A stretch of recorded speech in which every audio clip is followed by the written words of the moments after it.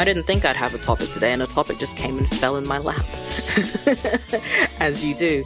And I got really, really passionate about it. So I was just like, no, stop doing the thing. And now I'm going to talk about like why I'm so passionate about the thing. And it is victimhood. Because there's a lot of it out there, rightfully and wrongfully so. And I've had it in the past. I've watched my mother have it and basically just burn in a vat of this thing and martyrdom and righteousness and me. I must get my revenge and these kind of things. And weirdly enough, a friend has just literally gone through it, and I've just sat there just going, no, don't do the thing. Please don't. I love you. Just no. Stop. It's bad. So that's what today's episode's going to be about. I've had an energy drink. That's why I sound hyper as hell. So yeah, with this is the concept of victimhood, which is a terrible thing to exist when it's not necessary, which is a very, very, very big statement to have, because when is victimhood necessary and why should it not be necessary is the argument that starts in my head. And when I refer to victimhood, I really refer to people in a position where they feel hard done by, and for whatever reasons, they must have retribution, and they must have, they must find a way to feel better from the person who has wronged them. And sometimes that works. Sometimes if someone has wronged you, you can go and right that situation, but there are systems in place to help you do that in a way that helps everybody, right?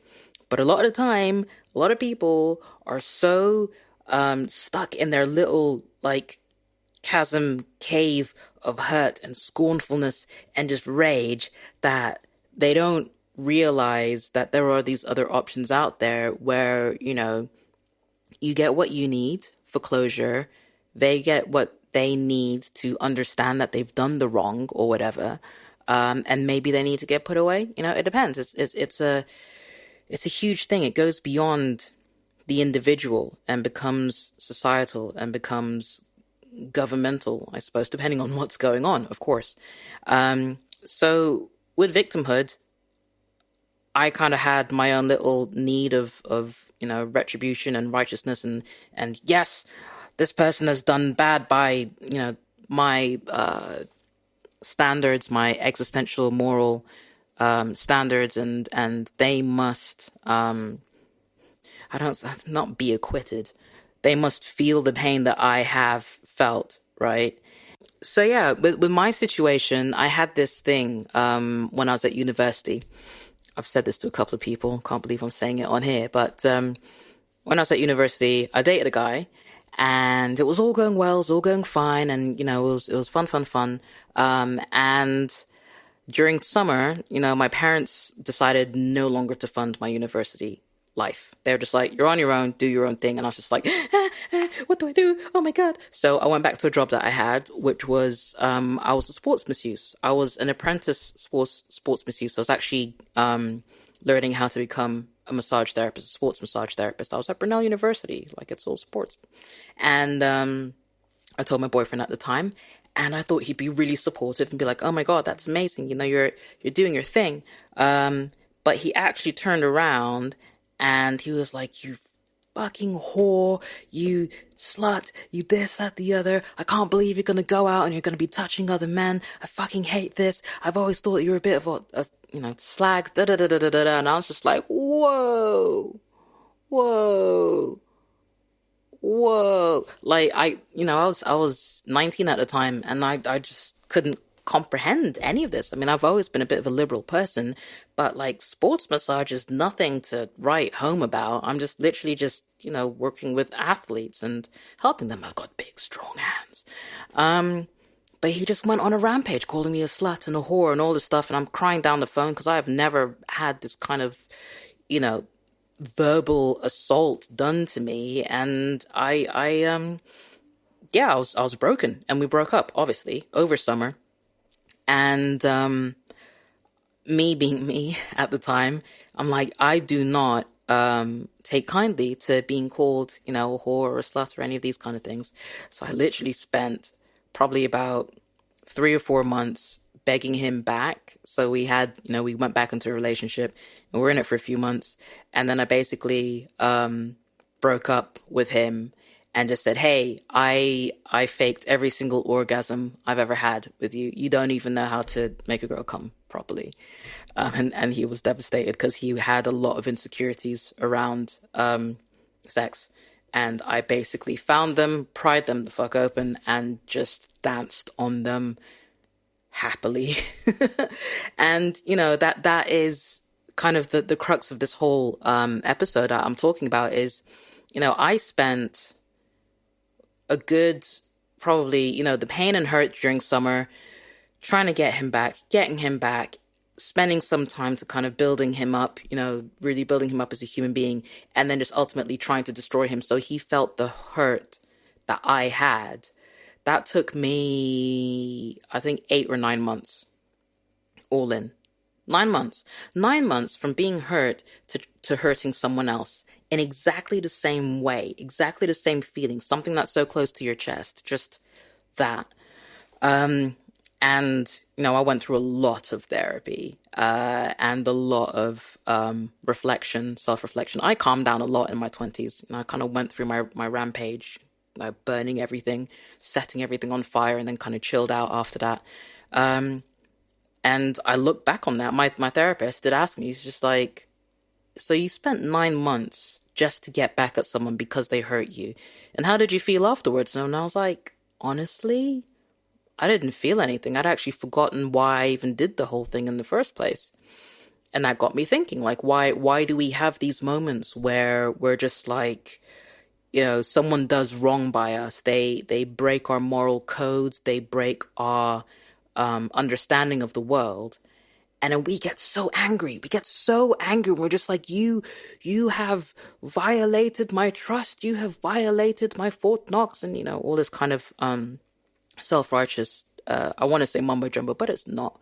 We do have our Fort Knoxes that we should very much protect severely.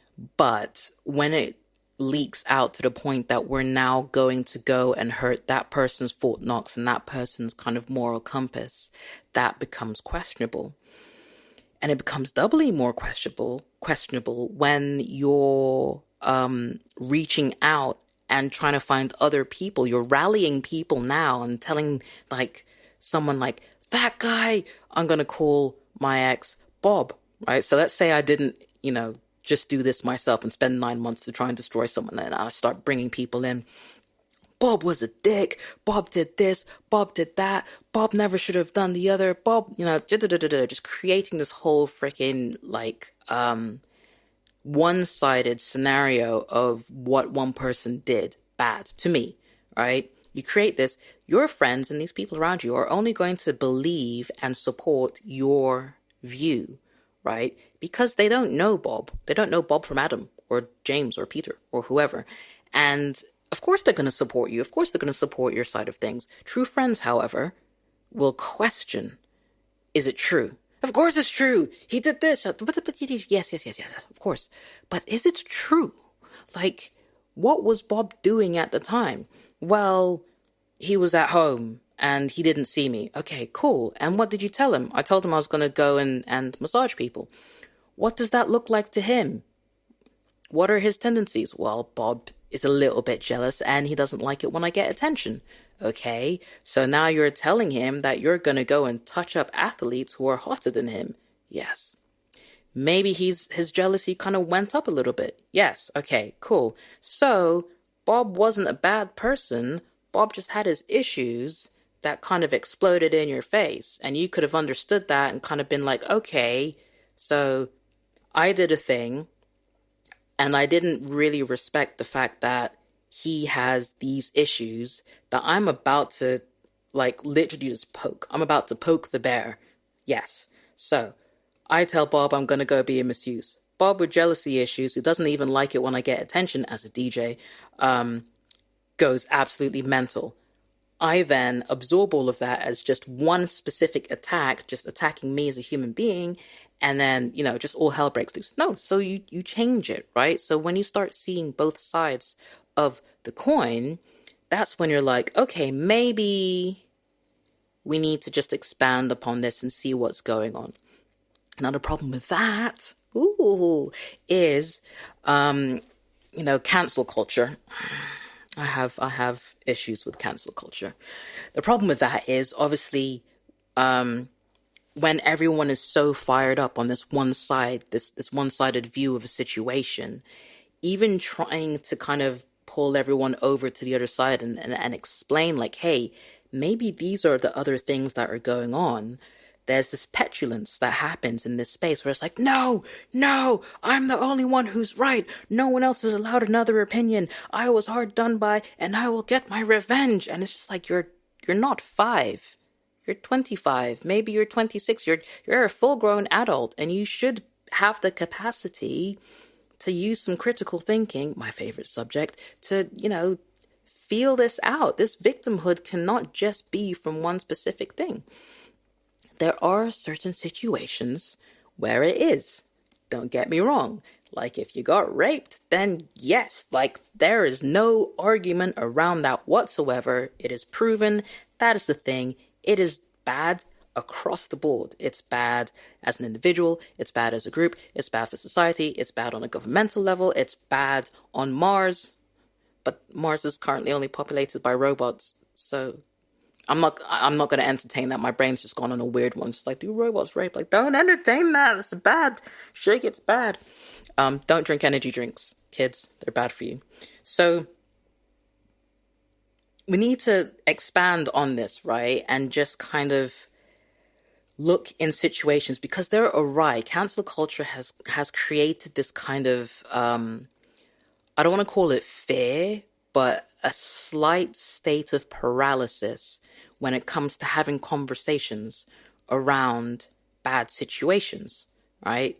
Where individuals are involved. There's so much going on with celebrities and all of that jazz. I think Chris D'Elia, who's a comedian, got cancelled last year because, there's this whole debacle around him kind of exploded where people were sharing screenshots of Snapchats of him, just trying to hook up with girls after shows, which, at the time I was looking at that kind of going, yeah, that's kind of bad. And, the age of the girls was a huge issue. But there's something more here. And Chris D'Elia just disappeared, just peace out. And I was listening to his podcast in the beginning of lockdown. It was something just to kind of break the break from the lockdown. He disappeared, and maybe about 4 or 5 days ago, he did a massive apology video on his podcast YouTube channel, much like mine. Not the apology bit, just the channel. And the way he broke it down, I feel, unfortunately, is going to get twisted. It's going to be pulled apart. It's going to be, misconstrued a lot. Because he has a problem. He has a sex problem, a sex affliction, a sex disorder, all these kind of things. And he pulled them out and he didn't excuse himself from it, which I think is great. One thing that he did mention, which I think is important, even with small situations of like me and my ex Bob or my friend today and their kind of dating woes and stuff, is this issue of a power dynamic, right? Power dynamics exist everywhere. And it goes beyond just the classical man-woman situation. It goes into so many other areas where, your workplace, there's going to be a dynamic. If, a director of a company comes walking in and you're just an intern, there's a huge power play there, right? You have a male manager and a female, doe-eyed, 18-year-old intern who doesn't know, apples from zebras. And that man, kind of preys on the woman, like there's going to be an issue there. And she's going to probably say and do things that she didn't realize she could say no to until much later. And then she comes out and says, these things happen and this was not okay.